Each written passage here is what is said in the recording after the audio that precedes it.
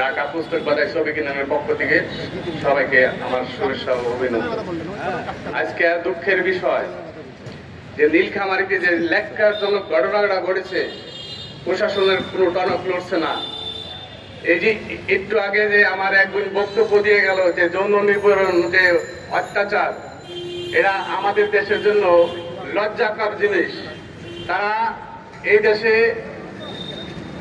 যে ৮৪% মানুষ গার্মেন্টস শ্রমিকের সাথে জড়িত, এরা গরিবের এই শ্রমিকের রক্ত চোষা পয়সার টাকায় তারা চলে, কিন্তু আমাদের শ্রমিকের কোনো সার্থক তারা দেখে না। মালিক শ্রমিক যদি ঐক্য না থাকে সেই দেশে কোনো ভবিষ্যৎ নাই, অন্ধকার। আর এই শ্রমিকদের বাদ দিয়ে যে আপনি একটা কিছু করবেন তা পারবেন না। ২৪-এ যে আন্দোলনটা হয়েছে, আপনি ঘরে হিসাব করে দেখেন, আমার শ্রমিক মরছে বেশি, কোন সাহেব কোন বড় লোক কিন্তু এই রাস্তায় নামে নাই, আমার শ্রমিক মরছে বেশি। তাই আমার এই শ্রমিকের বিষয়টা আপনারা মিডিয়া ভাই আছেন, যারা প্রশাসনিক আছেন, তারা দেখবেন এর শাস্তি বা তাকে যদি আইনের আওতায় যদি না আনেন, আগামী এক সপ্তাহের মধ্যে এই শ্রমিকরা তীব্র থেকে তীব্রতা বাড়িয়ে আন্দোলন করবে। পরে আপনারা একটা দ্বিধাবোধের মধ্যে পড়বেন। তাই আমি আজকে বক্তব্য বাড়াবো না।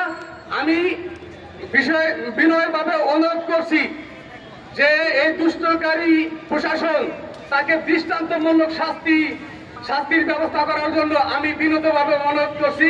এই বলে আমার বক্তব্য শেষ করছি। সবাইকে ধন্যবাদ।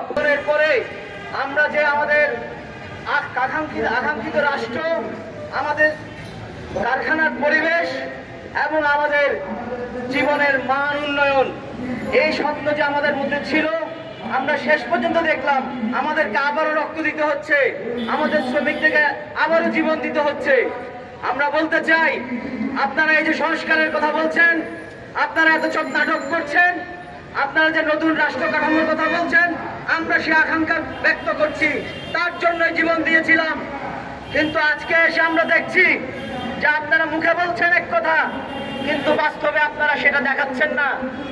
আপনারা বলছেন একটা গণতান্ত্রিক রাষ্ট্র, কিন্তু আপনারা এই গণতান্ত্রিক রাষ্ট্র প্রতিষ্ঠার জন্য এই বৃহত্তর শ্রমিক শ্রেণী যাদের উপর দাঁড়িয়ে রাষ্ট্র টিকে থাকবে, এই রাষ্ট্রের অর্থনীতি টিকে থাকবে, আপনারা তাদের দিকে কোনো খেয়াল করছেন না।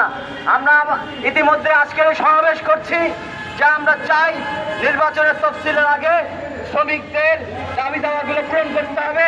বিশেষ করে জুলাই সনদে যে শ্রমিকদের কথা বলা দরকার, সেটা স্পষ্ট ঘোষণা দিতে হবে এবং সেই সাথে গণতান্ত্রিক শ্রম আইনের বাস্তবায়নের জন্য পূর্ণাঙ্গ রূপরেখা হাজির করতে হবে। আমরা বলতে চাই আপনাদেরকে, আপনারা যদি মনে করেন এই যে রাষ্ট্র আপনারা চালাবেন, এই রাষ্ট্র শ্রমিক শ্রেণীর ঘাম এবং শ্রম ছাড়া চলবে না। আপনাদের যে অর্থ আসে, সেই অর্থ আমাদের শ্রম এবং ঘামের বিনিময়ে আসে। ফলে আমাদের অধিকার আগে আপনাদেরকে নিশ্চিত করতে হবে। আমাদের অধিকার, আমাদের জীবন, আমাদের এই যে কলকারখানার পরিবেশ, এগুলো ঠিক থাকলে আপনার রাষ্ট্র গণতান্ত্রিক হবে। আমরা বলতে চাই, আমাদের বেতন এবং সেই সাথে আমাদের মজুরি, আমাদের যেসব দাবি দাওয়াগুলো ইতিমধ্যেই আমরা হাজির করেছি, আজকে নেতৃবৃন্দ আপনাদেরকে বলবেন। আমরা বলতে চাই সেই দাবি দাওয়াগুলো ঠিকঠাক মতো করে পূরণ করবেন। আমরা আজকে বাংলাদেশের যে